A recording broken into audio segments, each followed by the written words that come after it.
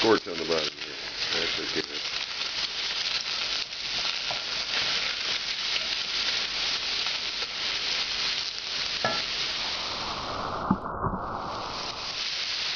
Garlic and the oil in there now.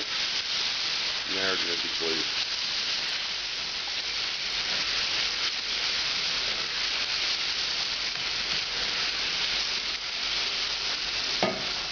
Into the spice grinder, I've got the coriander and the 4 mixed peppercorns and a little bit of cayenne. I'm going to grind this up and add it to the to what we have here that was cooked in the pan, the contents of that pan.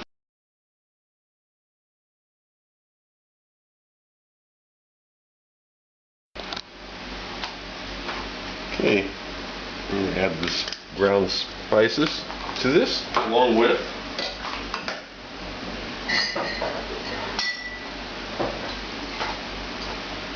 about a tablespoon of cider vinegar, maybe a little bit more, and a little dash of liquid smoke, just a touch.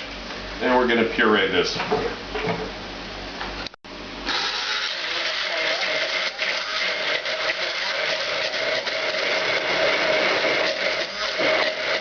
Want to get it completely homogeneous as a paste.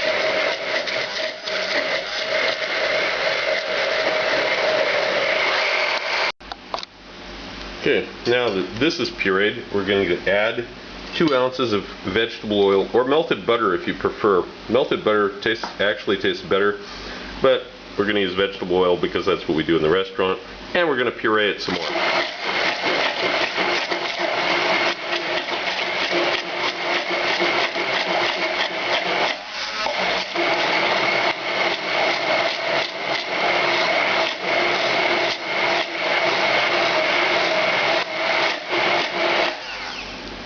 Okay, this is the mixture we're going to spread out over the chicken when it's cooking, but first it's got to be cooled down because it's too hot and it'll actually cause the chicken to start spoiling if you put this hot liquid on, so leave it.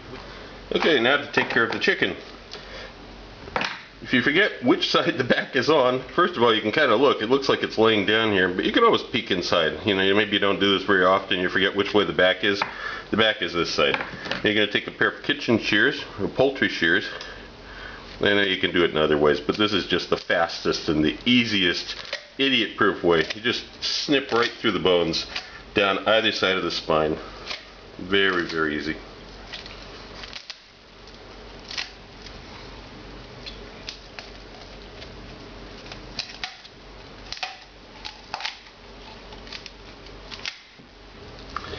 And you get to the end, final snip.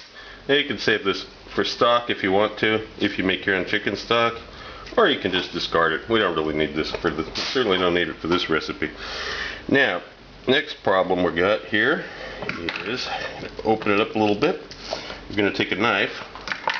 First we got some little remnants of liver and kidneys you usually find inside the chicken because the people that did the butchering usually weren't all that careful. You got this piece here called the sternum. It's the front chest bone of the chicken. You can remove the whole thing if you want to. If you want to bother with it and take it out, you can. But you know what? When we cook the chicken this way, there's really no point in going through and taking care of all these bones because this is just going to fall out when we're done with it anyway. Yeah, leave it there. It helps hold the chicken together. What we do need to get rid of, though, is these ribs. I got a couple little rib cages here. I'm going to take a knife right along here. See this set of ribs here? We don't need this. It's just a bunch of little bones that are going to mess up the meat later on. They're going to get tangled up. So we're going to pull these out. They're very easy to pull out. Very easy. There's 1/2 of the rib cage. And you do the same thing on the other side. Okay, so you can kind of just stick your fingers down here. Here's the ribs from the other side. We're going to throw those out. You could also use those in stock if you want to. Just want to make sure that there's meat is separated from the sternum along the sides, just by running your hands there. Now, by doing that, chicken, you got a little break here you got to make. You got to pull it apart, and then that's it. Chicken's going to lay nice and flat, where you're going to coat the seasoning. You just gotta remove these wing tips too. Also for the stock pot or trash if you're not making stock. These are culinary wasteland. There's no meat on those. There's almost no flavor. It's mostly just fat. That's it. The chicken's ready. And this is our seasoning mix from before. I put a plastic wrap over it. It's actually been in the refrigerator for about an hour now. It only needs about half an hour. That's fine. But a little bit more time here. So chicken's spread out. What we're gonna do is we're gonna there's no pretty way to do this. It just needs the seasoning mix and the cooked vegetables smeared all over it. First the bottom and then the top. And you're going to use a lot. Cover it with aluminum foil. And it goes in the oven at 130 degrees Celsius for the first hour. It's kind of going to steam at a low temperature. And it's in these flavors, in the juices of the chicken and the sauce that you put on there. 1 hour at 130 degrees in the oven.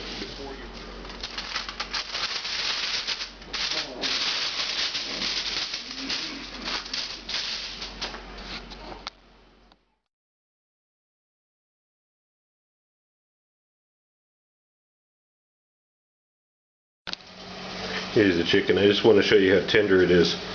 I'm using a butter knife to pull it apart. That's how tender this chicken is.